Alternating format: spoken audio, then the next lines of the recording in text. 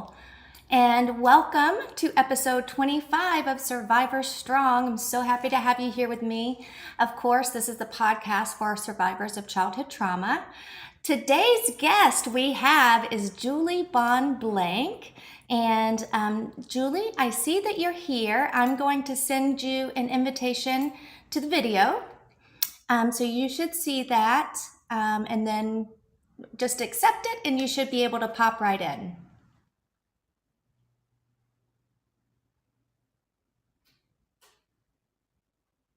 So we're just waiting for Julie. Can you hear me okay, Julie? I know getting on this fireside is difficult the first time that you try to do it. I'll send you another, I'm going to send you an invite to speak. So if your video is not working, then possibly the audio will be working for you. And if you're having issues, I can also, I'm going to send you an email right now.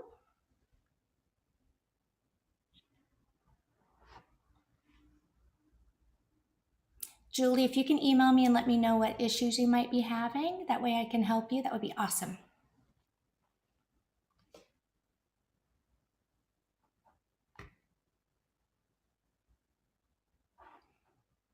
So while we wait for Julie to do that, let me tell you who she is. Don't want to keep you waiting. So today's guest is Julie Bonn Blank. Julie is a survivor of child sexual abuse and multiple abusive relationships, including a 17-year marriage that really came to a tragic end. I was shocked when I read about this situation. Julie has since become a certified domestic abuse advocate, abuse recovery trainer, and a facilitator of the Survivor Voices Committee for the Family Justice Center of Washington County, Oregon. So she has a lot of valuable information for us. So let me see if I have an email.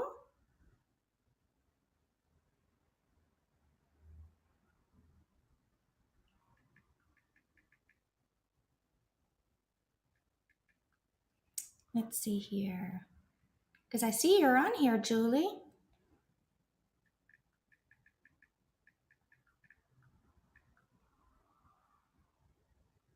I just sent you an email. Let me see what we got. Boop, boop, ba-doop, boop, boop. Let's see. Sorry about this, guys. Thank you so much for your patience.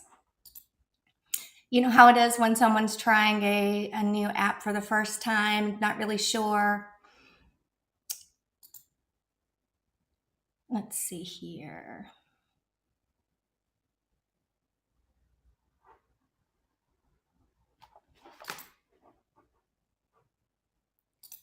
Julie, are you there? I'm going to invite you to the video once again. And if we have to reschedule with you, Julie, we can certainly do that if you're having technical difficulties. I know my listeners will understand.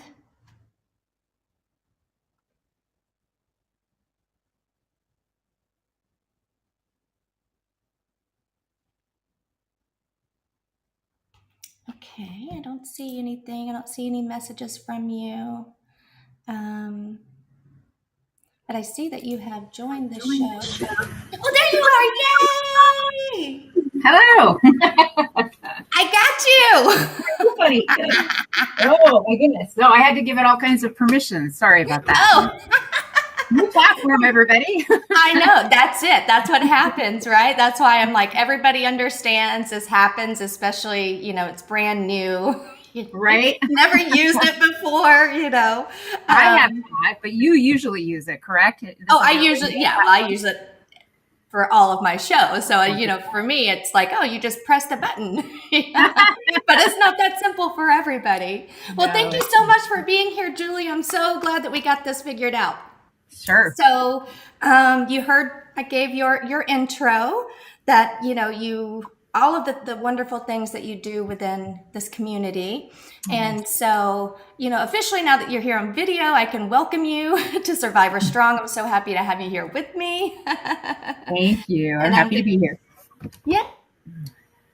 Sure. Can you just tell us a little bit more about your background?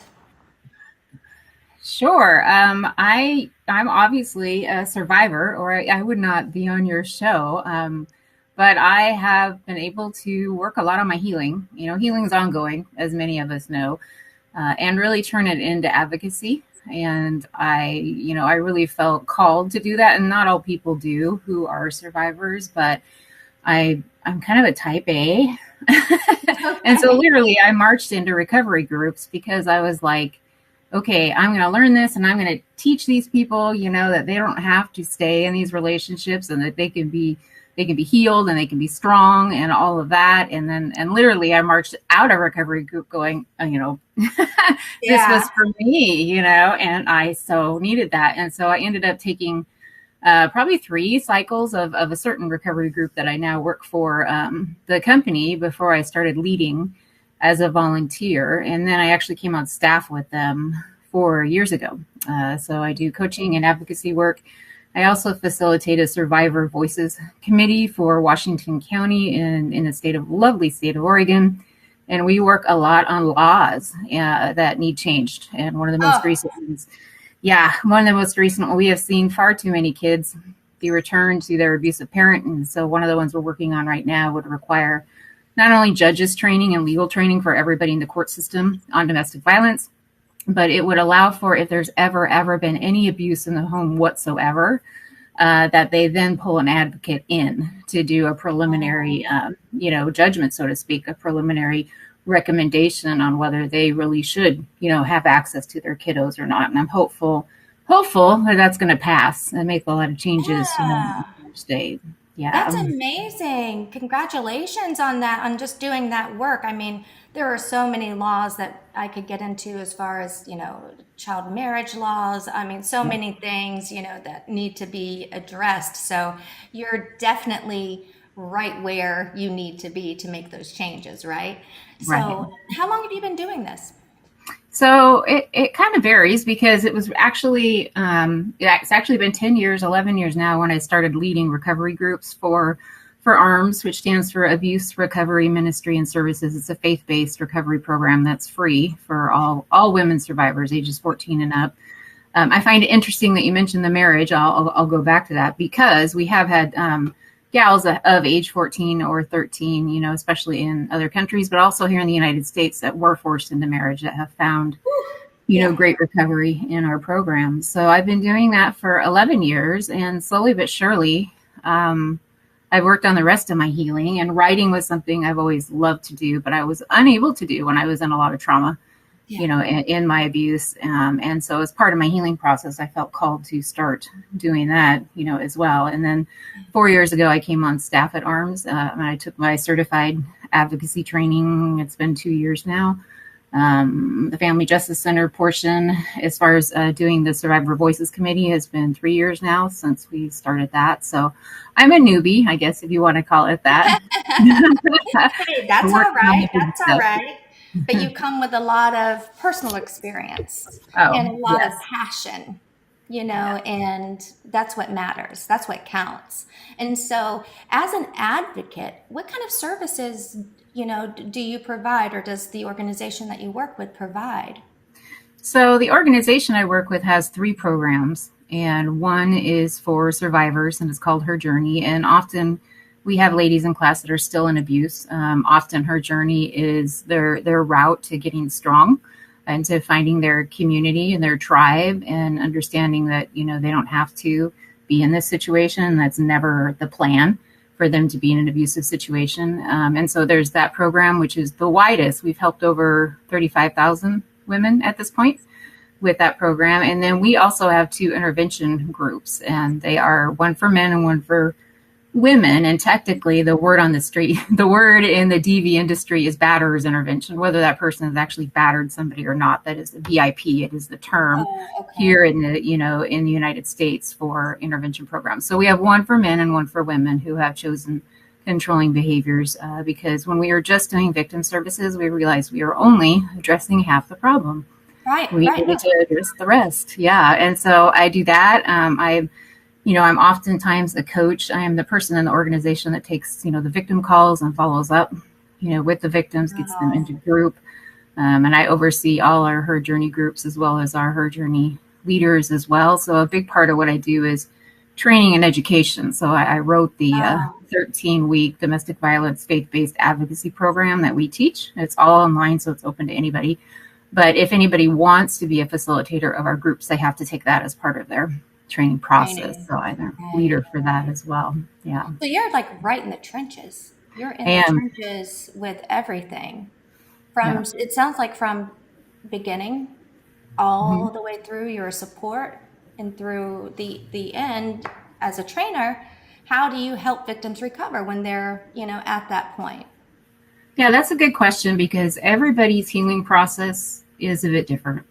Yeah. And as much as I would love to go into my recovery groups that I lead and say, okay, here's your 5 steps to healing. It sounds like a blog post, right? Right, right, What are yeah. your 5 steps to healing? You do this and you'll be healed forever and it's done, and that's not the way it is. And everybody's journey is different. So as a coach and an advocate, I tend to walk alongside more people. And of course, I share things that have worked, for me or that I've seen worked for my other gals.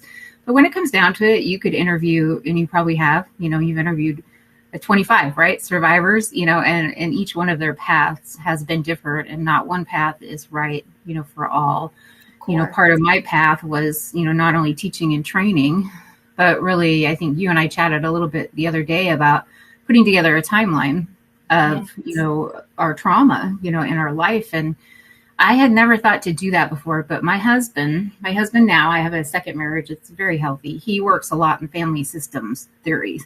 And that's one thing they do in their classes is they put together a timeline of all the trauma in the family, all the divorces, any abuse that happened, losing jobs, being at the end of their financial rope, whatever it was, because that all has an impact on who we become, and how Right. we work through that. And so I decided to take that concept and say, well, I'm going to figure some of this out. I'm going to figure out why I was vulnerable to abuse, why I didn't pay attention to red flags, like I should have. And for some reason, why I didn't think I was valuable enough to deserve, Mm.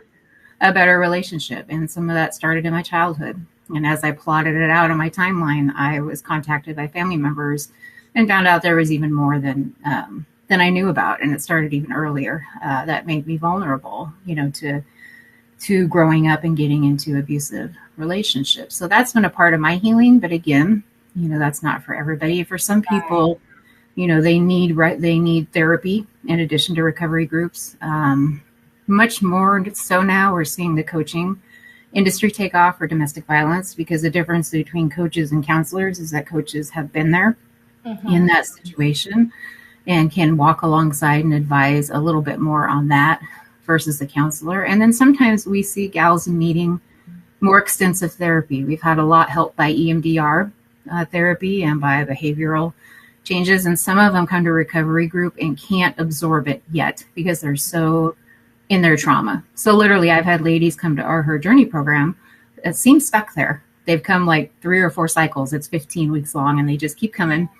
And then they said I went for EMDR, and then I came back, and everything makes sense. They just were unable to absorb, the concepts Yeah. of being valuable and worth it, and building themselves up and all of that. And so, And the thing is that that's really where therapy comes in. And this is yes, why therapy really is a crucial part of healing. It's a different level of healing. Not everybody can afford therapy, right?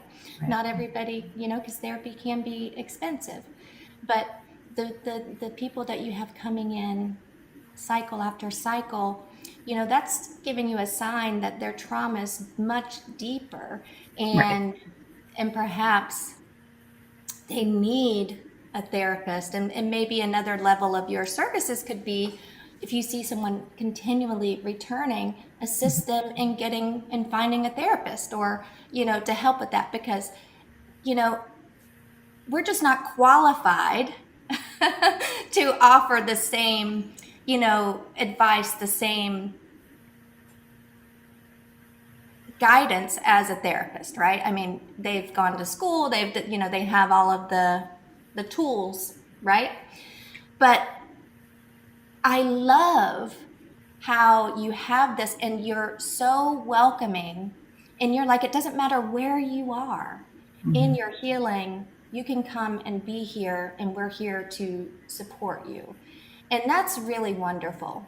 Yeah. You don't push anybody out. You don't, Oh, of course not. Yeah. no, no. Like if someone who is really still deep in their trauma, you could say, sorry, we can't help you. Have a nice day. Ah, right. That would be You- awful. Yeah. I'm not right, into doing that. Yeah.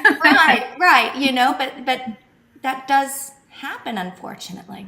It does. And we find we Yeah. do encourage counseling along with her journey. And we also have recommended coaches and counselors on our website. Oh, But here's the thing. We have discovered over 25 years of doing this at ARMS. I've not been there that long, but unfortunately, that not all counselors are abuse informed. no, And so we work with many of them, with many ladies that come in, and literally probably 75% of the girls in our recovery group have had some kind of secondary abusive experience because of who they chose to go to, who did not have a proper response to their right. abuse. And so we only put even counselors, even PhDs on our site if they've had our 13-week advocacy training. And if we've talked to them quite a bit and they are abuse informed, because there's just so many That's out there That's that are not. brilliant. And Yeah. you know what? You're absolutely right about that. And this is just information for the people that come into your program. Um, Look for specialists. People, when they're looking for a therapist, find someone who specializes in trauma therapy, because Mm-hmm. domestic violence is trauma. Yep. you know any violence, anything like that, you need someone who's specialized in that, because what I have seen in the past is a lot of times I've seen people go to their church groups Mm-hmm. and their friends and family, and even though they can find love and support there, those people can't help them. Right. Like, they don't necessarily know what to do, and what can happen is they can end up hurting them more by giving advice that they shouldn't be giving, right? Yep. So I highly encourage people to make sure that they're finding a counselor who is specialized in their particular trauma, because like you said, those secondary um, traumatizing happens because they're like re-traumatized, because they're like, wait, I thought I was going to this person who was going to help me, and they don't know what the heck they're doing. Yep. It's like, so it's hard to open up, because when you change therapist, you have to start all over again. Right? Right. That's To so hard. start. Yeah. Oh, so hard. So a lot of people are like, forget that, I'm not going to do that. Who's got time for that? Well, and the same happens with our leaders. Like you mentioned, churches and church groups, and so at ARMS we do a lot of training for pastors and leaders in the church. But we do run across many still that do not want to be abuse informed. Right, And that is the hard part. They don't want to believe they have a problem. I connected right, with a church a few weeks ago, and they literally told us on the phone, we don't have an abuse problem. And wow, they hung up, and then I went to their website, and they had 70 or 80 staff members, including elders and leaders, small group leaders, and all of that. And every single one of them was male. And I was like, wow. you do have an abuse problem, but you're not willing to go there yet. So what can No. I do except keep pushing it out a little bit and saying we're ready when you decide that you are ready. But there is a lot of that. There's a lot of that in our churches too, that they see themselves as a failure if they can't keep this marriage together, right? Right, And so right, the marriage in itself or relationship has become a higher priority than the people within it. And right. that is the scary part. And so That people need is, to realize that within our faith communities, the stats are exactly the same as they are outside, which means, yeah, 3 to 4 women in 10 and 2 to 3 men within 10 have experienced domestic abuse. that's right. And another thing, and I just have to say this, a lot of people, and I've encountered this, especially, excuse me, people who are affiliated with church or some type of religion, they say to me, I don't need therapy because I have God. God is Yep. going to get me through. Yeah. And here's what I have to say about that. I knew you had something to say about that. If you have a broken leg, is God going to heal that broken leg, or do you have to go to the hospital and get a cast and have the doctor do it? Right? Right. You Right. know, You've got to recognize that God will use people on this earth, to help yes, you through these yes. things. He Yeah. can And give you does he do comfort. miracles? Absolutely he does miracles, but the majority of time, it's his people that have Right, learned and trained, and we need to right, take advantage of that. right. Right. Especially when it comes to trauma, Yes. right? Because it's so deep, and because so many people are not trauma informed, Hmm. they say things without even realizing that could be minimizing, that could be victim blaming, and this re-traumatizes, right? Yep. It just keeps re-traumatizing all over again. And so yeah, you're absolutely right about that. And like I said, I know your personal history played some role in your desire to get into this line of work. So let's go back a little bit. You bravely shared with me that you were abused by a 28-year-old man over a span of time between the ages of 13 and 14. Do you feel comfortable telling us a little bit more about that? I have specific questions about it. If you want, I can just ask my specific questions. I know for me that's easier than just kind of like, well, here's what it is. Like I need questions so I can stay on track. I hear you. Well, how about I give a briefing and then you can ask any questions you might have? Beautiful, beautiful. Okay. So yes, I this was a situation that I was pretty vulnerable to, I believe, and I was 13 at the time, and it was a gentleman, right, who was at our church, and worked with the youth group, and also was in choir. I was in choir with him, and started providing me rides back and forth to those things, and we developed what I would have called a friendship at the time. And to be honest, I fell in love with this guy, and I so much so that when he did move away a year and a half or so later. I literally cried every day for a year when I woke up because he was not in my life. We wrote letters. This was pre email time and texting time. But yes, things were inappropriate, and my parents tried to tell me at the time. They were cautious about what they said because they knew I had feelings involved. And back then they didn't. You didn't really. This was the '80s. They didn't really recognize that there might have been abuse or grooming or any of that present like they would these days when the antenna would go up. Oh, right. But they did say, I think 2 or 3 times to me, this is A, not appropriate, and B, he is, I think my dad said once, Julie, he is seeking something in his own life that is filled by doing this, by, having you as his special friend. And that's not right. He's only thinking of himself. He's not thinking of you and the fact that you're only 13. And of course, as a 13-year-old, I'm rolling my eyes and saying, whatever, Yeah, whatever, of course. Yeah. this guy's a great guy.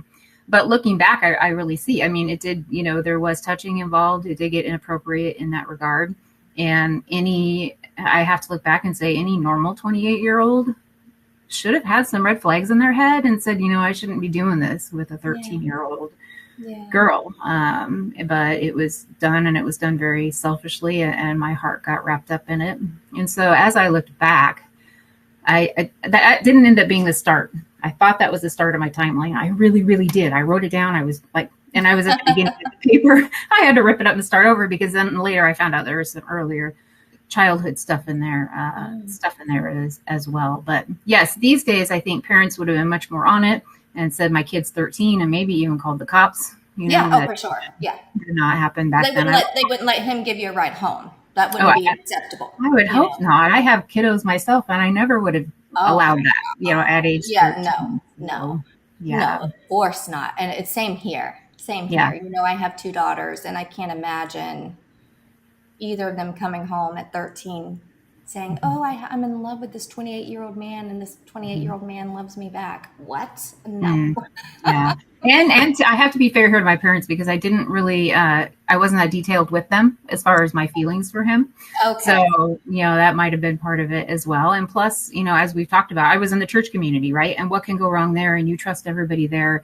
And it's really only been in recent years that we've realized, hey, predators can be within the church and maybe even more so in the church, Yes. Yes. than other places. So it's Right. important to realize as a parent, don't trust everybody, right? Absolutely. Yeah. Absolutely. And, so how did he begin to groom you? How did this all start? How did it go from just some guy that you knew to, wow, I think this guy's interested in me? I've got some blanks there in my memory. But from what I believe it started, it was just with the rides back and forth because we were in choir together and I couldn't drive yet. And for my folks, it was convenient because I had, three Sure. kids and my older brother was very involved in sports. So they were always, out at his games. And so if I wanted to be involved in those things, it was a way to get a ride, back and forth. And that person was very open to doing that. And I think that I especially in the beginning, I had a, I had a traumatic teenagerhood. As I look back, I have journals full of my heartbreak as a teenager, but Oh, he was a listening ear. I didn't have that elsewhere, outside of my family. There wasn't anybody that would really, listen and understand and even, touch me, pat me on my shoulder, rub my shoulders and say, I'm so sorry this is going on. And he really put himself in that role of, I'm her counselor, so to speak, if you want to think of it that way, or I'm the person. And what it should have been was this person saying, I'm sorry you went through that. Let me find you a female, let me find you an adult gal that you can talk to, he about became some of your these things. confidant. Right. And instead, he took on that very nurturing role. And I, of course, was drawn like a moth to a flame, Yeah, of course.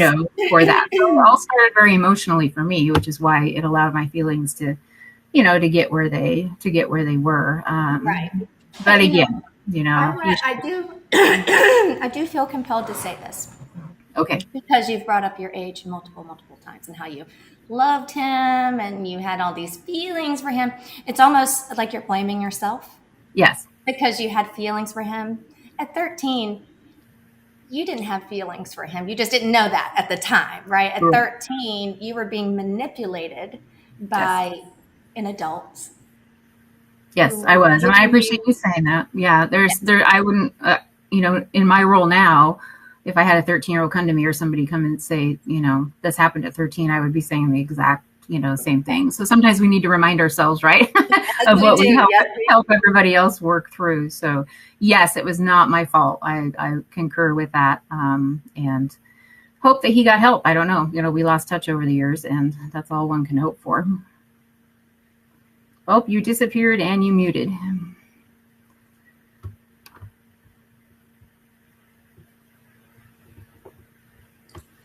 I'm Are back. you Sorry muted? about that. My fireside crashed That's unexpectedly, but I'm the back now. down, the downside of live shows. Yeah, exactly. So yes, so I did hear that you were blaming yourself, so I had to speak up and say, no, it's not your fault. Thank It you. was never your fault. Didn't Yeah. matter how you felt about him, how you thought you felt about him.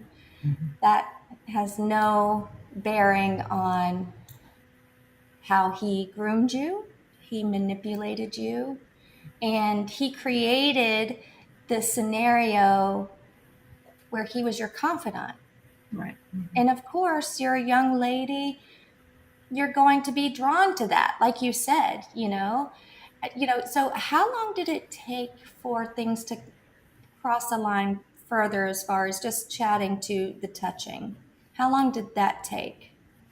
It wasn't long. I would say even within probably the first 6 weeks, we would start with just him touching me casually, like on the shoulder, or have a good day, or all of that. And so he was pretty good at working into that. I don't know if he had experience in that. I also know that he was touchy with other people in our congregation. It wasn't just me. And some of them were of age and some of them were not. And so I told myself over the years, here we go again, right? That he Yeah. was just a touchy person, right? But no, it was inappropriate with a 13-year-old and never should have started. But yeah, 4 to 6 weeks in So, that's so 4 to 6 weeks of grooming. Mm-hmm. 4 to 6 weeks of grooming before he took that step. Because it's so important for people to understand that these pedophiles, they don't strike right away. They don't just jump on you. They wait to gain your trust, to gain the trust of your parents, Mm-hmm. and then it's when you think that you can trust them when they attack. So, I it was so important to know that timeline because that just speaks to it took 6 weeks, 4 to 6 weeks of him making you feel like everything was okay. And wow, just shows you, these people, they take their time, right? they Yeah. they really get to know you, Mm-hmm. and it's scary. I would say they invest. And I think that's what they would. And I've heard of other situations that even take longer, Yep. But unlike somebody that's going to jump out of the bushes and attack you, while you're jogging, it's very calculated. And I think that's what people need to, remember that in their head, they're like, I need to build her trust. I need to Yep. work on this. I need to be there for her. I need to, she needs to think I'm her best friend, and that's when she's going to let go a little bit and emotionally allow this to happen without running to the parents or whatever. And so I think they do a very use calculation and invest the time in the interest of that. And who knows how many other people are doing to, at the same time. I would have Well, had, yeah, if I'd known, because to me it was a special, relationship. But that's just I'm it. sure I wasn't the only one. Yeah, Right. looking back. And that's just it. It was a special relationship. Do you guys hear that? These perpetrators make their victims feel special. It's it's not always scary. It's not always a stranger, hiding in an alleyway. These are people that that they gain your trust. Now that's why it's so important to know who is in your circle. Because like you said, one of my questions is, did he have similar relationships with any other kids at the church? But you kind of answered that because you said he was kind of touchy with everybody, Mm-hmm. right? I think that chances are that he was maybe not at the same time as you, but Mm-hmm. throughout the years, right? Because Right. you said that he moved away eventually, and that's how everything ended because he moved away. Right. Why did he move away? Was it business? Was It was a job. Yeah. He took okay. a job in a state that was two away from us. And now I look back, I see that was God saving me. So thank Absolutely. God he went, even though it was very painful at the time, And then we continued. We wrote letters. I still have his letters, actually. Wow. Of this. So I don't know if he hoped from afar we could continue somewhat, but eventually, I got busy. I was a teenager, and those kind of drifted off. But yeah, he did pursue even after he, in that regard, Yeah. even after he moved, with How communication. long? How long did you communicate with the letters? Oh, a couple of years at least. Yeah. Years? Yeah. Oh Yeah. my gosh. Oh my Because, gosh. I was special, right? Right. Right. Of course. Of course. Yeah. And so he was never held accountable for anything, I'm assuming. Correct. As far as I know, he never was. When I was working on my healing really hard, I did try to get a hold of him once on social media and say, I'd like to put this to rest. And can we, can we talk about this? And I was blocked immediately, of course. So, said person went on to have family and get married and have 4 kids. And I can only hope that said person, as he realized and had children, that, he realized, gosh, if somebody was doing this to my 13-year-old, that would be very inappropriate. And, I don't know. I don't know where that all landed, and I don't care where that all landed. I'm okay with that, and I Right. won't try to reach out again. That was kind of a one time. I'll see if this works, so I can maybe talk through this, And now, obviously, in my recovery since, I've learned that that's not really the best route to go. In fact, we should never turn back to our abusers and try to smooth things over or ask why, or why did you do this to me, and that we think that will bring us healing, but in reality it won't, because the majority of time they will not even recognize it or know they did it, or they know they did it and they don't care, or we Which have a is lot of you know traumatizing. it is re-traumatizing. And so now, I work with ladies all the time, and I had one last week who's kind of chasing after her husband, who has been extremely abusive, a lot of property damage, and Mm, scary, just scary. yeah. And she's like, why won't you get help? I want you to come back and I don't want to do this. And I said, you know what, sweetie, let's talk about this. I said, because anytime they want to communicate with their abusers, I ask them why. I said, I need you to think in your head and to let me know, what is your motive? What are you hoping to accomplish? And usually it's, well, he'll tell me he's sorry, or he'll recognize what he's done, or he'll realize how much this is affecting our family. And then I have to tell them the stark cold reality is, if you choose to communicate with them in this way, and it is your choice, it's not mine, it's yours, and that's okay. Yeah. But you are highly likely not to get that result that you're looking for. Right. And then what are you going to feel? And they're like, yeah, you're probably right. And I do know I'm right, because that's what happened. You've been there. Been there, done that. So very rarely will we get the response we want from the people who have traumatized us or been abusive. I've rarely seen it, rarely. And to keep that in mind when we're trying to reach out, try to figure out what you really want in that process and what your goal is. Right. No, absolutely. Because a lot of times that's, part of repetition compulsion too, Right. going back to abusive relationships, going back to abusive situations. And that's kind of the cycle that is kind of built over years of abusive relationships and all of these things that happen. So there are so many factors that would make someone want to reach back out to Mm-hmm. them. But it's Right. so important that you point out that you're not always going to get, and most of the time, you're not going to get the response that you're looking for, and that really it's not worth the risk. Right. It's not worth the risk of re-traumatizing yourself. Right. We, Our, we our need, healing, our healing does not depend on our abuser and whether they ever no, admit things happened, or whether they ever give an apology, or whether they even validate what we're feeling. And we think it does because our pain comes from them, but our healing does not. Our healing comes from stepping away and working on ourselves and our own healing without pulling them into it. That's where true healing is able to come into play. that is so true. 1,000%. I agree with that. And you also shared that you learned, later in life that there were other abuses, and you kind of alluded to that earlier as well, that your grandpa Mhm. had sexually abused your cousins and had also attempted to abuse you. Do you remember that happening? Or is that one of those situations where someone told you, no, this happened, you just don't remember it? No, I specifically remember. Now, it didn't get as far with me as it did with them. He Okay. used, apparently, from what I'm hearing from my girl cousins now, he used to give them baths Mm, and everything, and that grandma knew what was going on. I found that so hard to believe, but I believe them. I do. no, But with yeah, me, I was pretty squirmy. I don't know if you picked that up or not, but I'm stubborn. I was born stubborn. And so I specifically remember him pulling onto my lap and fondling my chest. And mm-hmm. I was young. And I squirmed so hard that he finally let me go because I was hurting. I was kicking and squirming. And Oh, I was 6 at the time. wow. And then he died when I was 8. So he died. He was alcoholic, and he died 2 years later. And so nothing went forward with me that I remember at Wow. that time. And that did not come back into my memory until my girl cousins came forward and said, this has happened. And I was like, and they knew I was in the industry. They knew I'm an advocate. So they felt safe Right.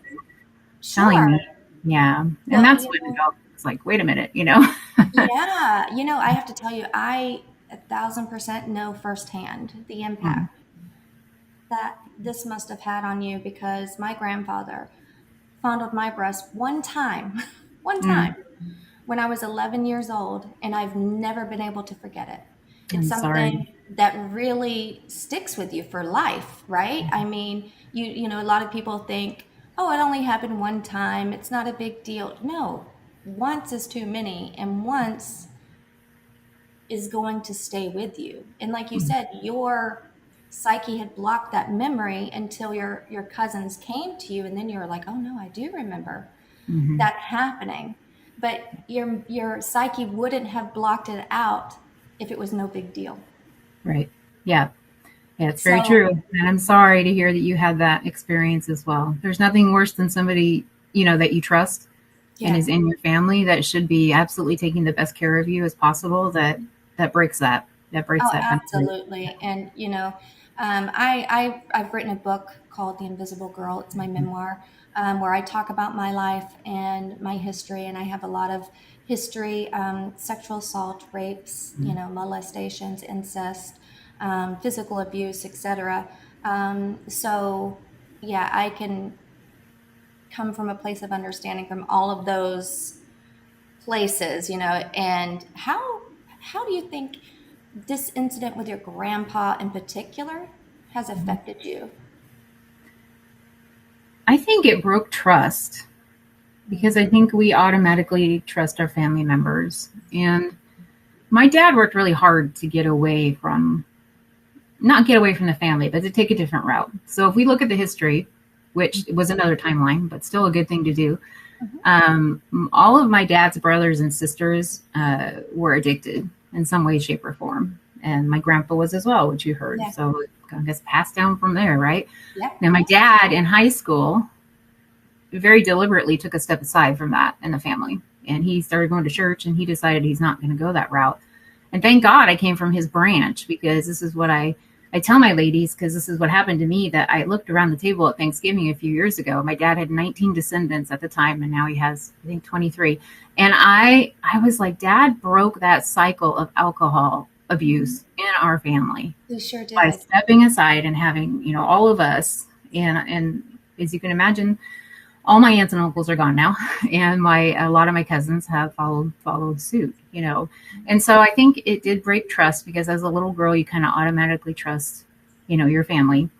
And plus, I was pretty innocent at the time, so I had no idea, and really what was going on until this all came out later.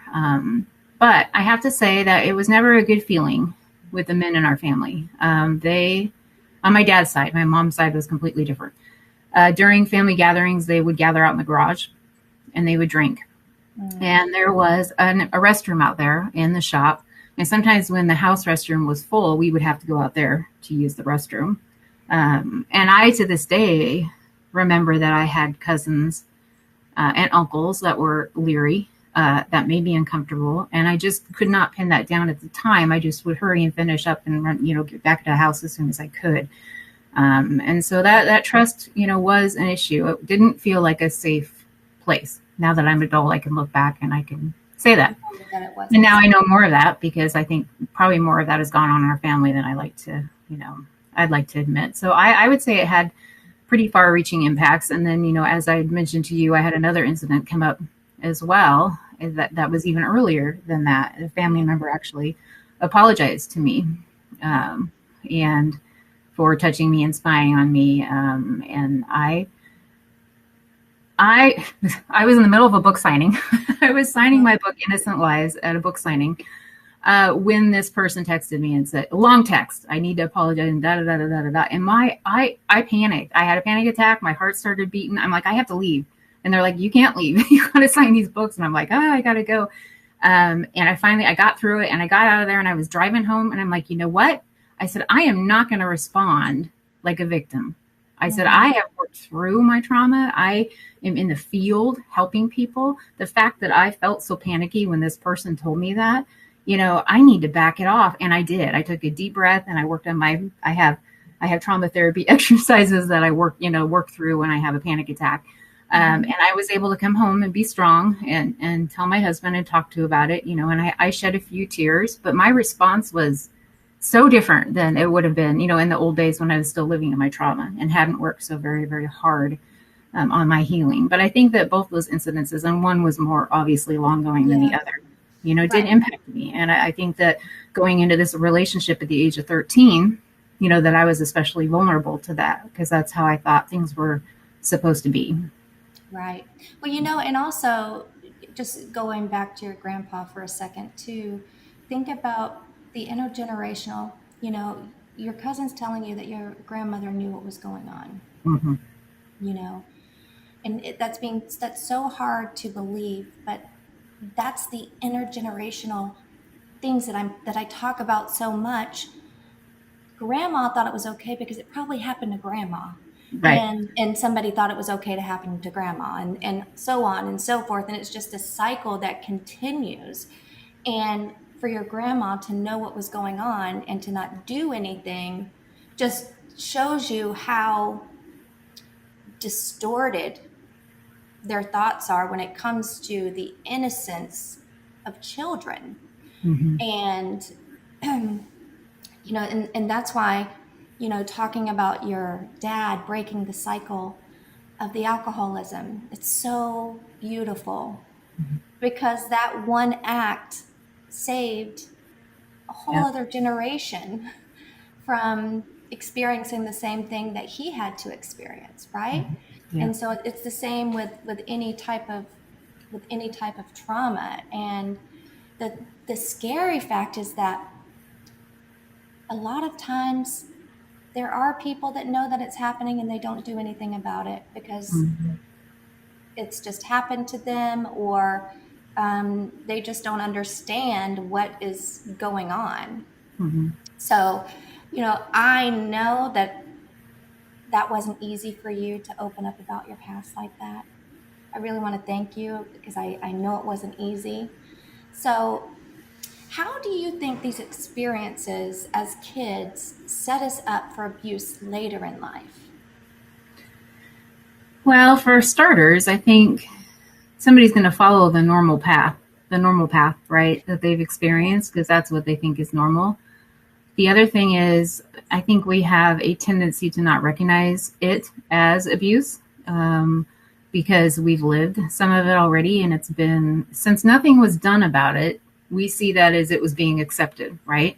Nobody Mhm. stepped in, nobody called the police, nobody said, gee, he shouldn't have touched you that way. Nobody was saying that. And so if they don't say that, in our kid mind, we then start thinking, okay, this is A, normal, and B, this probably happens to other people, not just me. Mhm. And C, I guess there's a subconscious piece in there that says, I expect this now going forward, and I've learned. And it made me super vulnerable because I'm a middle child. I Mhm. was already in need of much more attention, let's put it that way, than other people in my family. And that's where I got my value. And that's what I had to recognize through the years is I was putting my value into and depending my value on relationships and feeling loved by this other person. When in fact, I am a whole person all by myself, and I'm spiritual. So I have my God as a part of that, as well, and how he sees me. But I had to recognize that the reason I skipped from relationship to relationship to relationship, because I've had 3 or 4 now that have been abusive, is because I was looking for my value in that relationship. And because of my childhood experiences, I was somewhat expecting to be treated that way. And I didn't think I was worth any more than that. I Mm. thought that, that's the way. So all those parameters, I think, played into being extra vulnerable to going into abuse, and then we have the spiritual side of it. We have, that I was raised, in the church, and I was raised with that belief that you do whatever you can to save your marriage. Anything, whatever it takes, and you submit more and you pray more and you fast more and you pray that your husband's going to change. And we know now, that doesn't happen. Right. That they control themselves and we control ourselves. And sometimes we do have to get away as a last resort when somebody does not get help, and that's okay. And that's God approved. And that's important for people to know. But yes, I think I was extra vulnerable and I was seeking my attention and my value, in those people.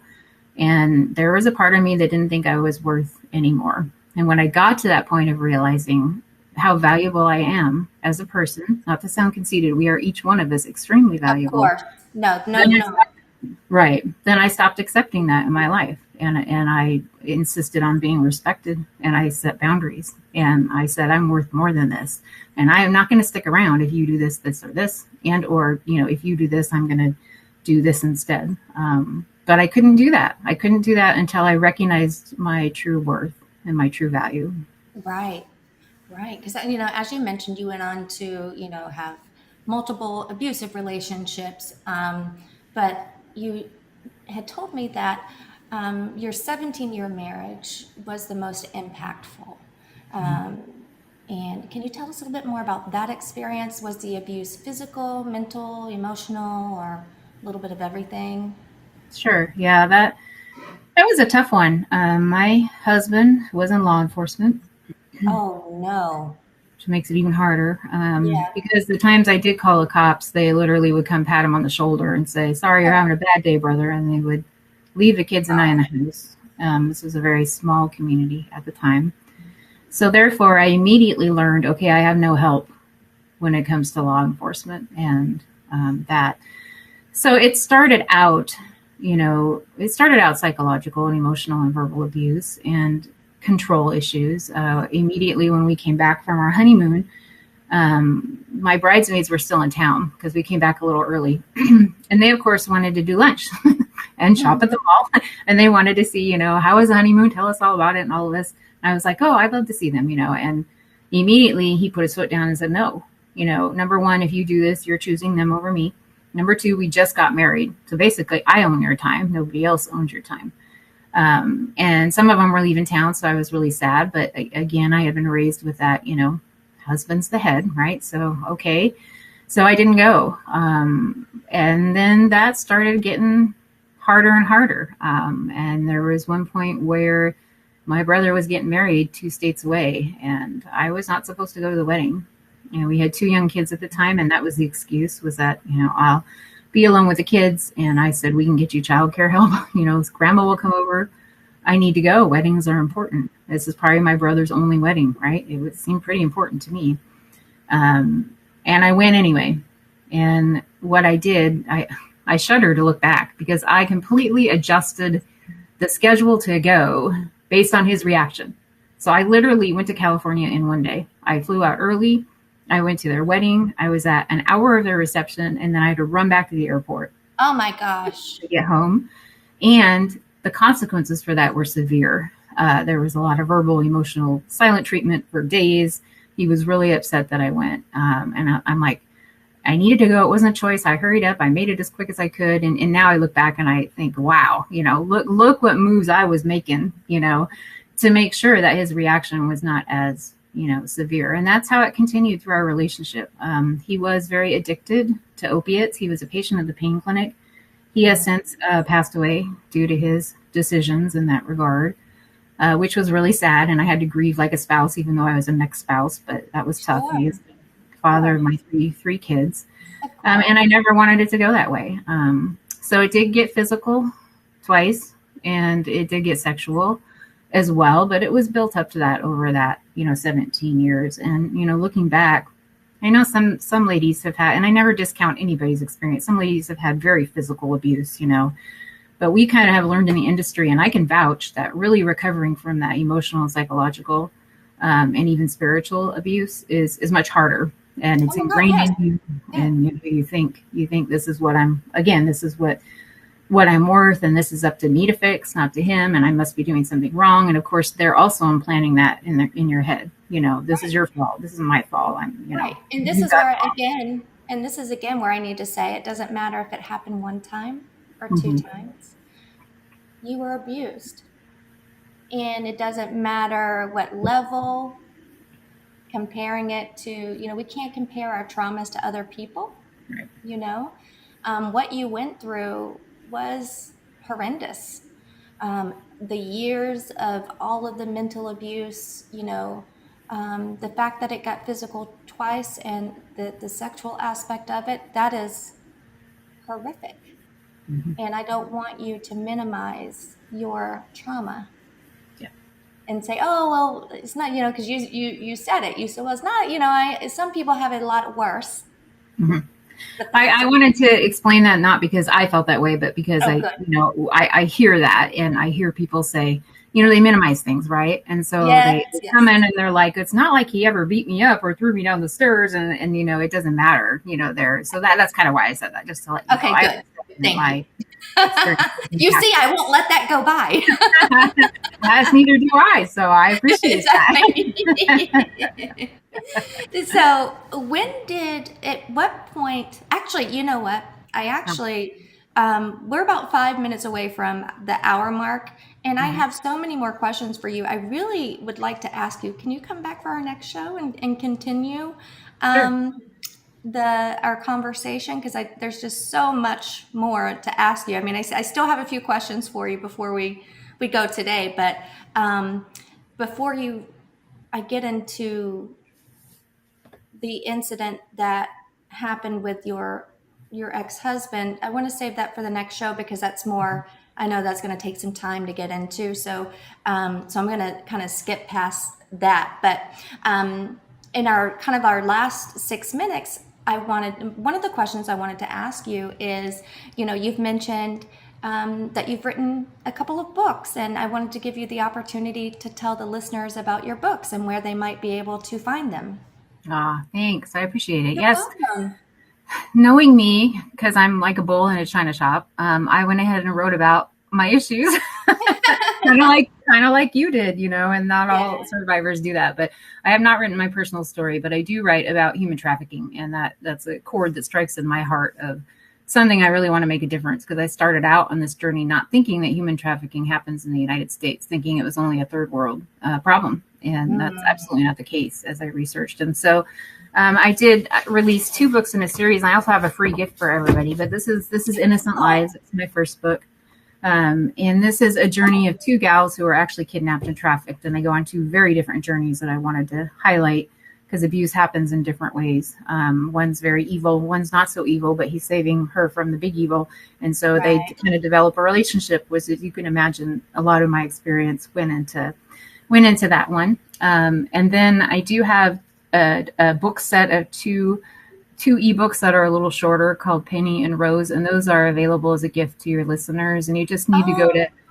yeah, it's very cool. So you just need to go to innocentjourneys.com and sign up. It will also put you on my mailing list, but I literally only send out like once a month, and you'll get a free download of those 2 ebooks that you can read. And that's my free gift to your listeners today. awesome. Thank you so much for that. I really appreciate that. Well, I Yeah. tell you, you have just a wealth of knowledge within you, and the list of questions that I have for you goes on and on and on. So, are you available March 10th at the same Probably. time? What Okay. day of the week is that? It is my It's best friend's Friday. birthday. Is it a It's Friday? Friday. Yeah, Okay. yeah. It's 2 weeks from today. Yes. Okay. Yes, Yeah. I believe I could do March 10th, same day. That is helpful. Oh, I cannot. I have another podcast. I'm so sorry. Oh, oh, excuse me. And sorry about that. That's okay. That's on March 10th. Uh-huh. Okay.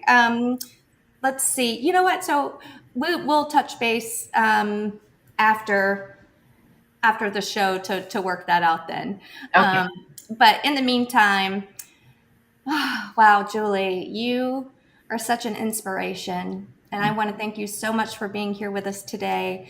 And you've shared so much valuable information that I know it's going to change someone's life. So thank you for all that you do within the realm of domestic violence, with advocacy and training and everything that you do. And I look forward to having you back. Hopefully, if not the 10th, maybe my next show in March, which All would be right. 2 weeks from that. I have to figure out the date. But I'm so happy that you were able to join me today. I'm glad. Thank you for having me. The next day would be the 24th, FYI, just so you know. Thank you. Yes, that will be my next show, the And we also 24th. did not cover the 8 types of abuse, although we have it on your screen. So we should probably cover that one next time as well. That's exactly why I wanted Okay. Yes, to. Of course, there's. most people teach there's 3 types, and I'm here to tell you there's actually 8. So at ARMS, the organization I Wow. work for, they all come into play, and they're all just as important. So we should cover Wow. Okay, so you hear that, everyone. So she's going to be back with me on March 24th. You said was the Yes, Friday. that's the next one. That's Yes. 2 weeks, right? Yep. At 11 a.m. So yeah, so you guys can come back and we'll finish this conversation. We're going to find out what the 8 types of abuse are. I have more questions about Julie's 17-year marriage, which, trust me, you do not want to hear, or you do not want to miss what she has, the story that she has to tell us. That happened to her and her kids, actually.